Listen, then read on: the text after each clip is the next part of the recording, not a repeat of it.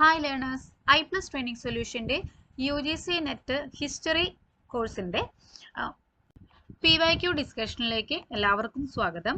UGC NTA net ഹിസ്റ്ററിയുടെ 2024 ജൂണിൽ നടന്നിട്ടുള്ള net എക്സാമിനേഷന്റെ question paper ആണ് നമ്മൾ ഇന്നിവിടെ ഡിസ്കസ് ചെയ്യാനായിട്ട് എടുത്തിട്ടുള്ളത്. ഈ ഒരു ക്വസ്റ്റ്യൻ പേപ്പറിലെ കുറച്ച് ക്വസ്റ്റ്യൻസ് മാത്രമാണ് നമ്മുടെ ഇന്നത്തെ ക്ലാസ്സിൽ നമ്മൾ ഡിസ്കസ് ചെയ്യുന്നത്. ഇതിന്റെ കണ്ടിന്യൂവേഷൻ ആയിട്ടുള്ള പോർഷൻസ് ബാക്കി ക്ലാസ്സുകളിലായിട്ട് നമ്മൾ ചെയ്യുന്നതാണ്. ഓക്കെ, അപ്പോൾ നമുക്ക് ഇന്നത്തെ ക്വസ്റ്റ്യൻ പേപ്പർ ഡിസ്കഷനിലേക്ക് കടക്കാം. ഓക്കെ, നമ്മുടെ ഇന്നത്തെ ഡിസ്കഷനിലെ first question, Holt Mackenzie was associated with which of the following? താഴെ തന്നിട്ടുള്ളവയിൽ ഏതുമായിട്ടാണ് ഹോൾട്ട് മെക്കൻസി അസോസിയേറ്റ് ചെയ്തിരിക്കുന്നത് അല്ലെങ്കിൽ ബന്ധപ്പെട്ടിരിക്കുന്നത് എന്നാണ് ചോദിച്ചിരിക്കുന്നത്. 4 ഓപ്ഷൻസ് ഉണ്ട്. Police reforms, army reforms, land revenue settlements, public works എന്നിങ്ങനെയാണ് അവ. അപ്പോൾ ഹോൾട്ട് മെക്കൻസിനെ കുറിച്ച് നമ്മൾ ആലോചിക്കുമ്പോൾ തന്നെ നമ്മുടെ മനസ്സിലേക്ക് ഒരു കാര്യം ഓർമ്മയിൽ വരും അല്ലേ? അപ്പോൾ ഇത് വളരെ ഈസി ആയിട്ടുള്ള ഒരു ക്വസ്റ്റ്യൻ ആണ്. നമുക്ക് ഇതിന്റെ ആൻസർ ഒന്ന് നോക്കാം, ഒപ്പം അതിന്റെ എക്സ്പ്ലനേഷനും നോക്കാം. ഓക്കെ, നമ്മൾ ആൻസറിലേക്ക് പോകുന്നതിന് മുമ്പ് നമുക്ക് എന്തായാലും മൈൻഡിലേക്ക് ഇതിന്റെ ആൻസർ വന്നിട്ടുണ്ടാവും. കാരണം ഒരു ഈസി ക്വസ്റ്റ്യൻ ആണ്. കാരണം ഹോൾട്ട് മെക്കൻസി എന്ന് പറയുമ്പോൾ തന്നെ നമ്മുടെ മനസ്സിലേക്ക് മഹൽവാരി സെറ്റിൽമെന്റ് വന്നിട്ടുണ്ടായിരിക്കും. അപ്പോൾ option C land revenue settlement ആണ് ഇതിന്റെ കറക്റ്റ് ആയിട്ടുള്ള ആൻസർ വരുന്നത്. അപ്പോൾ ലാൻഡ് റവന്യൂ സെറ്റിൽമെന്റ്സിൽ മഹൽവാരി സിസ്റ്റം. ഓക്കെ, മഹൽവാരി സിസ്റ്റത്തിനെ കുറിച്ച് പറയുമ്പോൾ 1822 ഈ ഒരു മഹൽവാരി സിസ്റ്റം ഇൻട്രൊഡ്യൂസ് ചെയ്യുന്നത്, ഹോൾട്ട് മെക്കൻസി ഇൻട്രൊഡ്യൂസ് ചെയ്യുന്നത്. ദെൻ 1833 ലോർഡ് ബെന്റിക്കിന്റെ നേതൃത്വത്തിൽ അദ്ദേഹത്തിന്റെ കീഴിൽ ഈ ഒരു സിസ്റ്റത്തെ കുറിച്ചിട്ട് റിവ്യൂ ചെയ്യുന്നുണ്ട്, അവലോകനം ചെയ്യുന്നുണ്ടായിരുന്നു. ദെൻ ഈ ഒരു സിസ്റ്റം മഹൽവാരി സെറ്റിൽമെന്റ് എവിടേക്കാണ് എന്ന് നമുക്കറിയാം അല്ലെ? അതായത് north west frontier, Agra, central province, Gangetic Valley, Punjab എന്നീ ഭാഗങ്ങളിലാണ് പ്രധാനമായിട്ടും ഈ പറയുന്ന മഹൽവാരി സെറ്റിൽമെന്റ് കൊണ്ടുവന്നിട്ടുണ്ടായിരുന്നത്. ജമീന്ദാരി സിസ്റ്റത്തിന്റെയും അതുപോലെ തന്നെ റൈറ്റ് വാരി സിസ്റ്റത്തിന്റെയും ഈ രണ്ടിന്റെയും എലമെന്റ്സ് നമുക്ക് ഈ ഒരു മഹൽവാരി സിസ്റ്റത്തിൽ കാണാൻ വേണ്ടി സാധിക്കും. ഈ ഒരു സിസ്റ്റത്തിൽ ലാൻഡിനെ മഹൽസ് എന്ന് പറയുന്ന ചെറിയ ചെറിയ ഭാഗങ്ങളായിട്ട് ഡിവൈഡ് ചെയ്തിട്ടുണ്ടായിരുന്നു. മഹൽ എന്നത് ഒരു ഹിന്ദി ടേം ആണെന്നുള്ളത് കൂടി ഓർക്കാം. ഈ ഒരു മഹൽ എന്ന് പറയുന്നത് കുറേയധികം ഗ്രാമങ്ങളുടെ അല്ലെങ്കിൽ കുറച്ച് ഗ്രാമങ്ങളുടെ ഒരു കൂട്ടമായിട്ടാണ് അറിയപ്പെടുന്നത്. ഓരോ മഹലിനും ഒരു പെർട്ടിക്കുലർ എമൗണ്ട് ടാക്സ് ഫിക്സ് ചെയ്തിട്ടുണ്ടായിരുന്നു. ഇവിടുത്തെ മെയിൻ കാര്യം എന്ന് പറയുന്നത്, അതായത് മഹൽവാരി സിസ്റ്റത്തിന്റെ മെയിൻ കാര്യം എന്ന് പറയുന്നത് ഭൂമിയുടെ ഉടമസ്ഥാവകാശം കർഷകന് ആയിരുന്നു.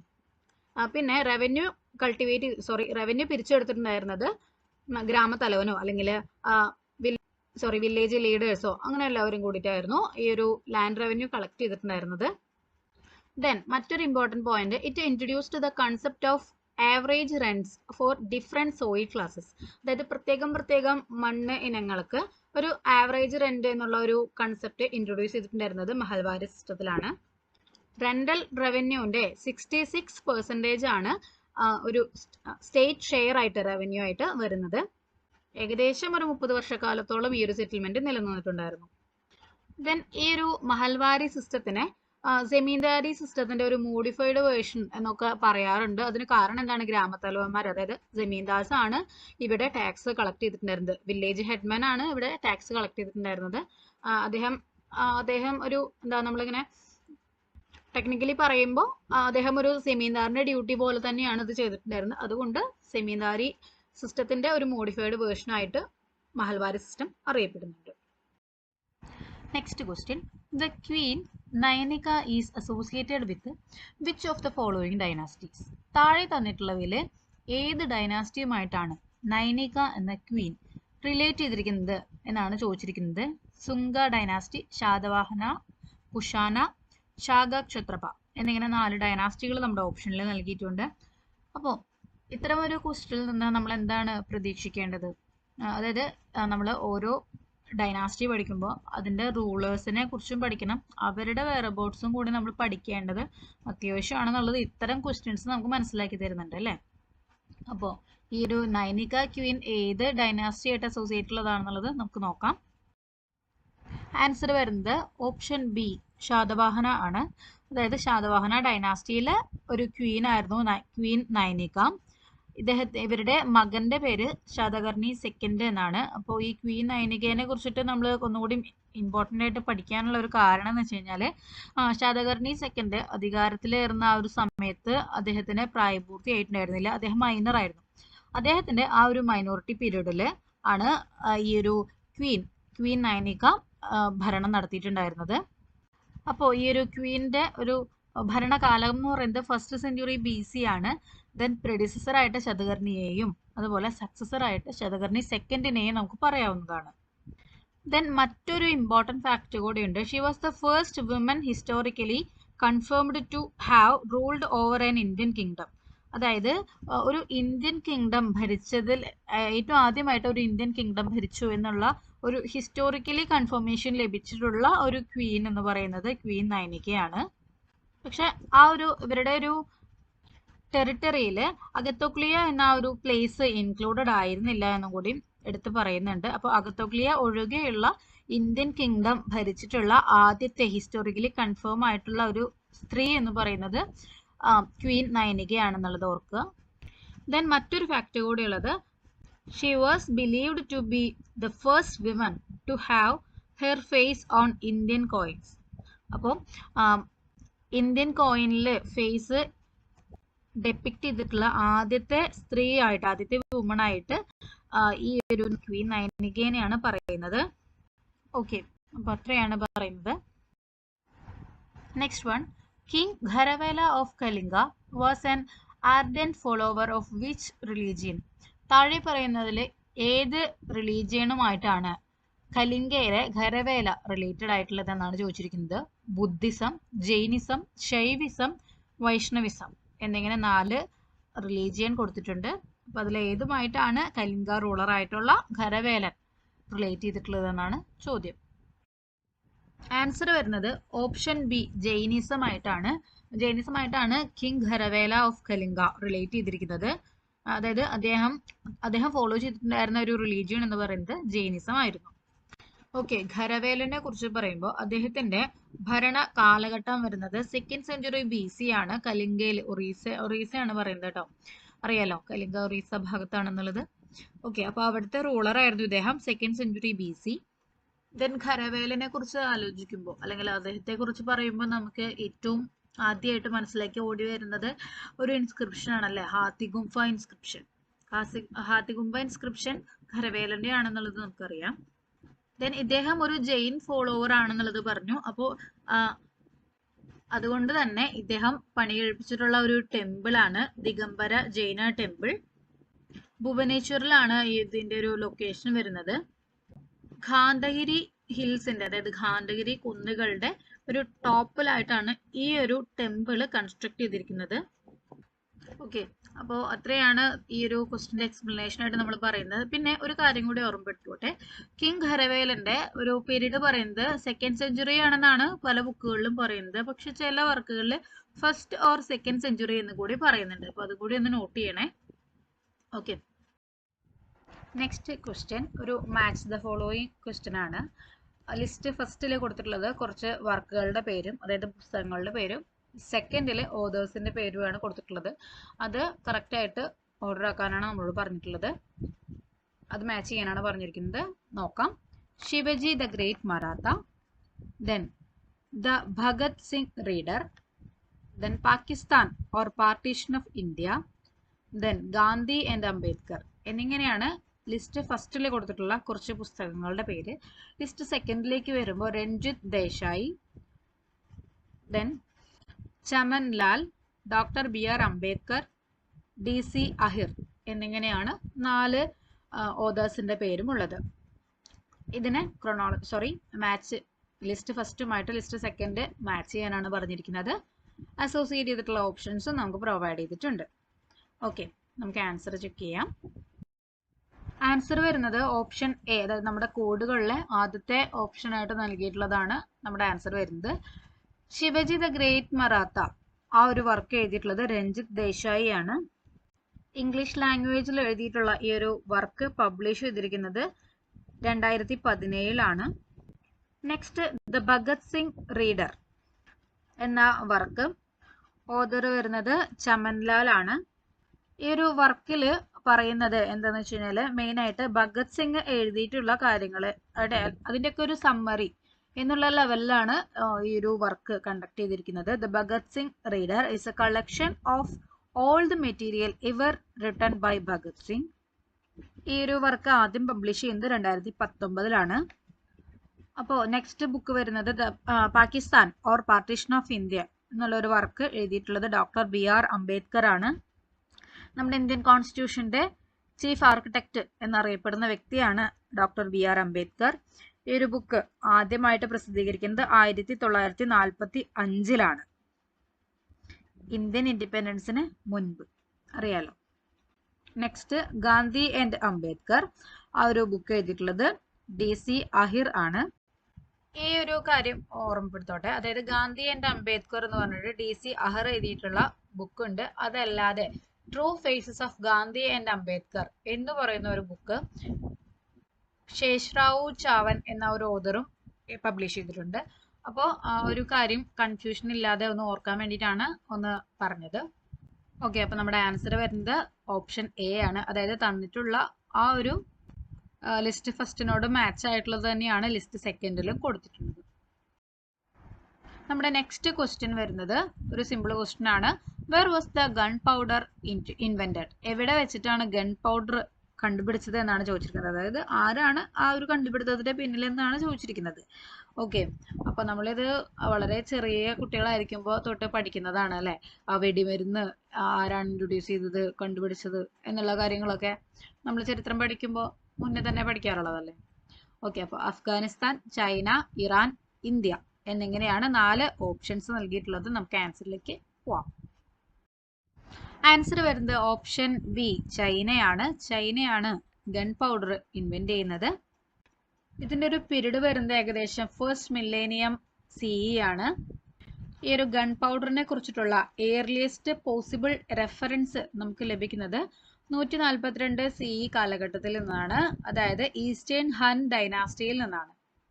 ഇന്ത്യയിലേക്ക് ഈ ഗൺ പൗഡർ കടന്നു വരുന്നത് 13ാമത്തെ നൂറ്റാണ്ടോട് കൂടിയിട്ട്, അല്ലെങ്കിൽ 13ാം നൂറ്റാണ്ടിന്റെ ഒരു സെക്കൻഡ് ഹാഫോട് കൂടിയിട്ടാണ് ചൈനയിൽ നിന്നും ഇന്ത്യയിലേക്ക് ഗൺ പൗഡർ കടന്നു വരുന്നത്.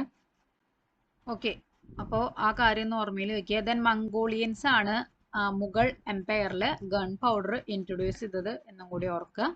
മംഗോളിയൻസ് എന്ന് പറയുമ്പോൾ നമുക്ക് ചൈനയായിട്ട് റിലേറ്റ് ചെയ്യാം അല്ലേ. ഓക്കെ, നെക്സ്റ്റ് ക്വസ്റ്റ്യൻ നോക്കാം. നെക്സ്റ്റ് ഒരു മാച്ച് ദ ഫോളോയിങ് ക്വസ്റ്റ്യൻ ആണ്. ലിസ്റ്റ് ഫസ്റ്റ് ലിസ്റ്റ് സെക്കൻഡുമായിട്ട് മാച്ച് ചെയ്യാനാണ് പറഞ്ഞിരിക്കുന്നത്.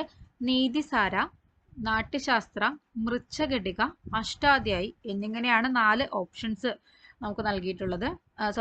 ലിസ്റ്റ് ഫസ്റ്റിൽ നൽകിയിട്ടുള്ള 4 പോയിന്റ്സ്.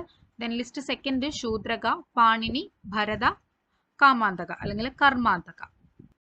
ഓക്കെ, അപ്പോൾ ഇതുമായിട്ട് അസോസിയേറ്റ് ചെയ്തിട്ടുള്ള കോഡുകളായിട്ടാണ് നമ്മുടെ ഓപ്ഷൻസ് നൽകിയിട്ടുള്ളത്. അത് വെച്ച് കണക്ട് ചെയ്തിട്ട് ആൻസർ കണ്ടുപിടിക്കാനാണ് നമ്മളോട് പറഞ്ഞിരിക്കുന്നത്. നമുക്ക് ആൻസർ ചെക്ക് ചെയ്യാം.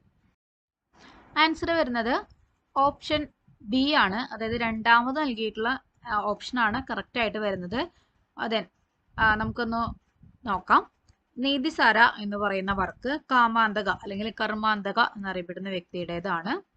ഇദ്ദേഹം ചാണക്യന്റെ ഡിസൈപ്പിൾ ആണെന്നുള്ളത് കൂടി ഒന്ന് ഓർമ്മയിൽ വെക്കുക. പൊളിറ്റിക്സിനെ കുറിച്ചിട്ടും അതുപോലെ സ്റ്റേറ്റ് ക്രാഫ്റ്റിനെ കുറിച്ചിട്ടുമുള്ള ഒരു ആൻഷ്യന്റ് ഇന്ത്യൻ ട്രീറ്റിയസ് ആണ് ഈ പറയുന്ന നീതിസാര എന്ന് പറയുന്ന വർക്കിൽ ഇൻക്ലൂഡ് ചെയ്തിരിക്കുന്നത്. നെക്സ്റ്റ് നാട്യശാസ്ത്ര ഭരതമുനിയുടേതാണെന്നുള്ളത് നമ്മൾ സിനിമകളൊക്കെ കാണുന്നതാണ് അല്ലെ.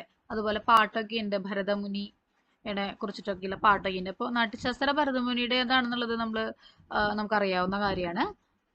ദെൻ മൃച്ഛഘടിക ശൂദ്രകയുടെ വർക്കാണ്. അഷ്ടാധ്യായി പാണിനിയുടെ വർക്കാണ്. അപ്പോൾ ഞാനൊരു കാര്യം പറയട്ടെ, ഇത്തരത്തില് മാച്ച് ദ ഫോളോയിങ് ക്വസ്റ്റ്യൻസ് വരുമ്പോൾ നമ്മൾ ആദ്യം നമുക്ക് അതിൽ അറിയുന്ന വല്ല ഓപ്ഷൻസ് ഉണ്ടോ എന്നുള്ള കാര്യം ഒന്ന് ചെക്ക് ചെയ്യുക. അതായത് ഇപ്പോൾ ഈ ക്വസ്റ്റ്യനിൽ എടുത്ത് നോക്കുകയാണെന്നുണ്ടെങ്കിൽ അഷ്ടാധ്യായി പാണിനിയുടേതാണെന്നുള്ളത് നമുക്ക് ഇതെല്ലാവർക്കും വളരെ ഫെമിലിയർ ആയിട്ടുള്ള ഒരു കാര്യമായിരിക്കും അല്ലെ. അതുപോലെ നാട്യശാസ്ത്ര ഭരതമുനിയുടേതാണെന്നുള്ളത് നമുക്ക് അറിയാം. അതായത് നമ്മുടെ ഒരു സിനിമ പറയുകയാണെങ്കിൽ ഉദയനാണ് താരം സിനിമ, ആ സിനിമയിൽ നമ്മുടെ പച്ചാളം ബാസി പറയുന്നുണ്ട്, നാട്യശാസ്ത്രത്തിലെ ഭരതമുനി എന്താ പറഞ്ഞിരിക്കുന്നത് എന്ന് ശ്രീനിവാസനോട് ചോദിക്കുന്നുണ്ട് അല്ലേ. അപ്പോൾ അങ്ങനെയൊക്കെ ചില സിനിമകളൊക്കെ കാണുമ്പോൾ നമുക്ക് ചില ഹിസ്റ്ററി നോളജ് ഒക്കെ നമുക്ക് ലഭിക്കാൻ വേണ്ടിയിട്ടുള്ള ചാൻസസ് ഉണ്ട് അല്ലേ. അപ്പോൾ നാട്യശാസ്ത്ര ഭരതമുനിയുടേതാണെന്നുള്ളത് നമുക്ക് അറിയാം. അപ്പൊ അങ്ങനെ ഇത്തരത്തിൽ 2 ഓപ്ഷൻസ് ആണ്. സാധാരണ ഒരെണ്ണമൊക്കെ ചിലപ്പോൾ നമുക്ക് വളരെ ഫെമിലിയർ ആയിട്ട് നമുക്ക് അത്രയും ഉറപ്പിക്കാവുന്നുണ്ടാവുള്ളൂ. ഇവിടെ 2 എണ്ണമൊക്കെ ഉണ്ട്. അപ്പോൾ അത്തരം ഓപ്ഷൻസ് നമുക്ക് അറിയാന്നുണ്ടെങ്കിൽ നമുക്ക് അറിയുന്നത് നമുക്ക് പെട്ടെന്ന് കണക്ട് ചെയ്യാൻ പറ്റുന്നത് ഏതാണെന്നുള്ളത് നമ്മുടെ ഓപ്ഷൻ നമ്മൾ ചൂസ് ചെയ്യാം. ദെൻ ബാക്കിയുള്ളത് നമ്മൾ അപ്പോൾ തീരെ അതിനോട് അഡാപ്റ്റ് ആവാത്തത് നമുക്ക് എലിമിനേറ്റ് ചെയ്ത് കളയാം. ഓക്കെ, അപ്പോൾ ഈ കേസിൽ അഷ്ടാധ്യായി പാണിനിയുടേതാണ്, അതായത് ഡി രണ്ടുമായിട്ട് കണക്റ്റഡ് ആണ് എന്നുള്ളത് ഒരൊറ്റ ഓപ്ഷനിൽ 2 ഓപ്ഷനിൽ കൊടുത്തിട്ടുണ്ട് അല്ലേ. ഓക്കെ, അപ്പോൾ നമ്മുടെ രണ്ടാമത്തെ നമ്മുടെ ആയുധം എടുത്തു, അതായത് നാട്യശാസ്ത്ര ഭരതമുനിയുടേതാണെന്നുള്ളത്. അപ്പോൾ B3 ആയിട്ട് കണക്ട് ആയിട്ടുള്ളത് എത്ര ഓപ്ഷൻ ഉണ്ട്? ആകെ ഒരു ഒറ്റ ഓപ്ഷനേ ഉള്ളൂ അല്ലെ, ബിയും 3യും കണക്ട് ചെയ്തിട്ടുള്ളത്. അപ്പൊ നമ്മുടെ ആൻസർ രണ്ടാമത്തേതാണ് എന്നുള്ളത് നമുക്ക് കണക്ട് ചെയ്ത് ഇങ്ങനെ നമുക്ക് അഷ്യൂർ ചെയ്യാവുന്നതാണ്. അപ്പോൾ ഈ ഒരു ട്രിക്ക് എല്ലാ മാച്ച് ദ ഫോളോയിങ്ങിനും നമുക്ക് അപ്ലിക്കബിൾ ആവാൻ സാധ്യതയില്ല. പക്ഷെ എന്നിരുന്നാലും ഇങ്ങനെ ഒന്ന് നോക്കി കഴിഞ്ഞാൽ നമുക്ക് പെട്ടെന്ന് നമ്മുടെ ഓപ്ഷൻസ് എലിമിനേറ്റ് ചെയ്യാനൊക്കെ ആയിട്ട് സാധിക്കും. ഓക്കെ, അപ്പോൾ ഇത്രയാണ് നമ്മുടെ ഈ ഒരു ക്വസ്റ്റിനെ കുറിച്ച് പറയുന്നത്. Next question, which of the following is not one of the salient features of Indian feudalism? താഴെ തന്നിട്ടുള്ളവരെ ഇന്ത്യൻ ഫ്യൂഡലിസത്തിന്റെ സാലിയൻ ഫീച്ചേഴ്സ് അല്ലാത്തത് ഏതാണെന്നാണ് ചോദിച്ചിരിക്കുന്നത്.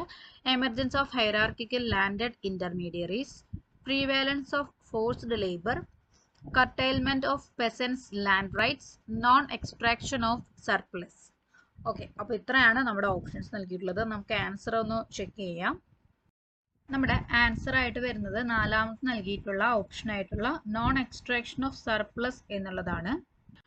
ഇന്ത്യൻ ഫ്യൂഡലിസത്തിനെ കുറിച്ച് പറയുമ്പോൾ പോസ്റ്റ് മൗര്യൻ പീരീഡ് മുതൽ തന്നെ, അതായത് എസ്പെഷ്യലി നമുക്ക് പറയുകയാണെന്നുണ്ടെങ്കിൽ ഗുപ്ത കാലഘട്ടം മുതൽ തന്നെ ധാരാളം ഇത്തരം ഫ്യൂഡലിസമായിട്ട് കണക്ട് ചെയ്യാവുന്ന തരത്തിലുള്ള ധാരാളം എലമെന്റ്സ് അല്ലെങ്കിൽ പൊളിറ്റിക്കൽ അല്ലെങ്കിൽ അഡ്മിനിസ്ട്രേറ്റീവ് ഡെവലപ്മെന്റ്സ് നമുക്ക് കാണാൻ വേണ്ടിയിട്ട് സാധിക്കും.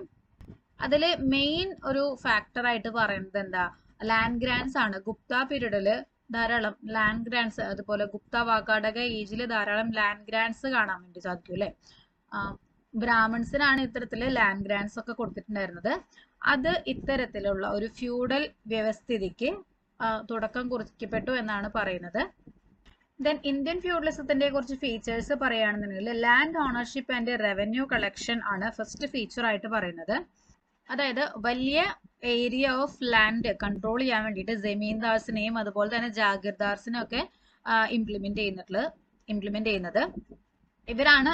ഇത്തരത്തിലുള്ള ടാക്സ് ഒക്കെ കളക്ട് ചെയ്തിട്ടുണ്ടായിരുന്നത്. ഓക്കെ, അതാണ് ഫസ്റ്റ് ഒരു ഫീച്ചർ ആയിട്ട് പറയുന്നത്. ദെൻ നെക്സ്റ്റ് പറയുന്നത് ഹൈറാർക്കി ആൻഡ് ലോക്കൽ ഓട്ടോണമി. അതായത് എന്താ, ഒരു ഹൈറാർക്കിക്കൽ ഓർഡറിലായിരുന്നു ഇത്തരത്തില് ലാൻഡില് ടാക്സ് കളക്ട് ചെയ്യുന്നവരുടെ ഒരു അറേഞ്ച്മെന്റ് എന്ന് പറയുന്നത്. അതായത് ജമീന്ദാർസും അതുപോലെ തന്നെ ലോക്കൽ റൂളേഴ്സും ഒക്കെ ഉണ്ടായിരുന്നല്ലോ. അപ്പോൾ അവരുടെ ഒരു റെസ്പെക്റ്റീവ് റീജിയനിൽ ഇവരിങ്ങനെ ഒരു ഹൈറാർക്കി ഓർഡറിലായിരുന്നു അവർ ടാക്സ് കളക്ട് ചെയ്തിട്ടുണ്ടായിരുന്നത്. അതായത് ഏറ്റവും താഴെ തട്ടിൽ ഒരു വിഭാഗം ഉണ്ടാവും, അവരിൽ നിന്ന് കുറച്ചുകൂടി മുകളിൽ ഒരു വിഭാഗം ഉണ്ടാവും. അപ്പോൾ ആ താഴെത്തട്ടിലുള്ളവർ ടാക്സ് കളക്ട് ചെയ്തിട്ട് അതിന്റെ ടോപ്പിലുള്ളവർക്ക് കൊടുക്കും, അവർ അതിന്റെ ടോപ്പിലുള്ളവർക്ക് കൊടുക്കും, അങ്ങനെ. ഓക്കെ, നെക്സ്റ്റ് പറയുന്നത് service in exchange four land. അതായത് മിലിറ്ററി സർവീസിന് പകരമായിട്ട് ഇത്തരത്തില് ലാൻഡ് ഗ്രാൻസ് പ്രൊവൈഡ് ചെയ്യുക എന്നുള്ള ഒരു കാര്യമാണ് പറയുന്നത്. അതായത് എന്തെങ്കിലും റൂളേഴ്സിന് എന്തെങ്കിലും മിലിറ്ററി ഹെൽപ്പ് ആവശ്യമുണ്ടെന്നുണ്ടെങ്കിൽ അല്ലെങ്കിൽ എന്തെങ്കിലും ഒരു പടയാളികളെനൊക്കെ ആവശ്യമുണ്ടെന്നുണ്ടെങ്കിൽ ആ പടയാളികളെ സെറ്റ് ചെയ്ത് കൊടുക്കുന്ന ജമീന്ദാറിന് ഒരു പർട്ടിക്കുലർ ലാൻഡ് അവിടുത്തെ ടാക്സ് കളക്ട് ചെയ്യാനുള്ള ഒരു അവകാശം ഗ്രാൻഡ് ആയിട്ട് കൊടുക്കുന്ന അത്തരം ഒരു സ്കീം, അതാണ് service in exchange four land. Then fragmented political landscape, അതാണ് അടുത്തൊരു ഫീച്ചർ ആയിട്ട് പറയുന്നത്. അതായത് ഒരു ഡീസെൻട്രലൈസേഷൻ ആണ് നമ്മുടെ ഇന്ത്യയിൽ ആ ഒരു കാലഘട്ടത്തിൽ ഉണ്ടായിരുന്നത്. അതായത് പലയിടത്തും പല റൂളേഴ്സ് ആണ് ഭരിച്ചിട്ടുണ്ടായിരുന്നത് അല്ലെ. അപ്പൊ ഇത് ഇന്ത്യൻ ഫ്യൂഡലിസം ഡെവലപ്പ് ചെയ്ത് വരാനായിട്ടുള്ള ഒരു വഴി ഒരുക്കിയെന്നാണ് പറയുന്നത്. ഓക്കെ, അപ്പൊ ഇത്രയാണ് ഇന്ത്യൻ ഫ്യൂഡലിസത്തിനെ കുറിച്ചിട്ട് പറയാനുള്ളത്. ഇന്ത്യൻ ഫ്യൂഡലിസം എന്ന് പറയുന്ന ഒരു ബുക്ക് തന്നെ R.S. ശർമ്മയുടെ ഭാഗത്തുനിന്ന് വന്നിട്ടുണ്ട്. അപ്പോൾ നമ്മൾ ഓരോ ഏരിയകൾ പഠിക്കുമ്പോൾ അതുമായിട്ട് റിലേറ്റ് ചെയ്തിട്ട് എന്തെങ്കിലും വർക്ക് ഉണ്ടോ എന്നുള്ളത് നമ്മൾ മനസ്സിലാക്കേണ്ടത് അത്യാവശ്യമാണ്. അപ്പോൾ ഇന്ത്യൻ ഫ്യൂഡലിസം എന്ന് പറഞ്ഞിട്ട് R.S. ശർമ്മയുടെ ഒരു വർക്ക് ഉണ്ട്. ദെൻ ഹർബൻസ് മുഖിയുടെ ദ ഫ്യൂഡലിസം ഡിബേറ്റ് എന്ന് പറയുന്ന ഒരു വർക്കുണ്ട്. അതിൽ അദ്ദേഹം പറയുന്നത് was there feudalism in Indian history, Indian ഹിസ്റ്ററിയിൽ ഫ്യൂഡലിസം ഉണ്ടായിരുന്നോ എന്നൊക്കെയാണ് ഹർബൻസ് മുഖ്യ ചോദിക്കുന്നത്. ഓക്കെ, അപ്പോൾ ഇത്രയാണ് ഇതിൻ്റെ ഒരു എക്സ്പ്ലനേഷൻ നമുക്ക് പറയാനുള്ളത്. ഇന്നത്തെ ക്ലാസ്സിൽ നമ്മൾ ഇൻക്ലൂഡ് ചെയ്തിട്ടുള്ളത് ഇത്രയും ക്വസ്റ്റ്യൻസ് ആണ്. അപ്പോൾ ക്വസ്റ്റ്യൻസും അതിൻ്റെ ഡിസ്കഷനും നിങ്ങൾക്ക് കൃത്യമായിട്ട് മനസ്സിലായിട്ടുണ്ടാവും എന്ന് വിശ്വസിക്കുന്നു. അപ്പോൾ നെക്സ്റ്റ് പാർട്ടിൽ നമ്മൾ ബാക്കി ക്വസ്റ്റ്യൻസിൽ കുറച്ചും കൂടി നമ്മൾ ഡിസ്കസ് ചെയ്യുന്നതാണ്. Okay, thank you.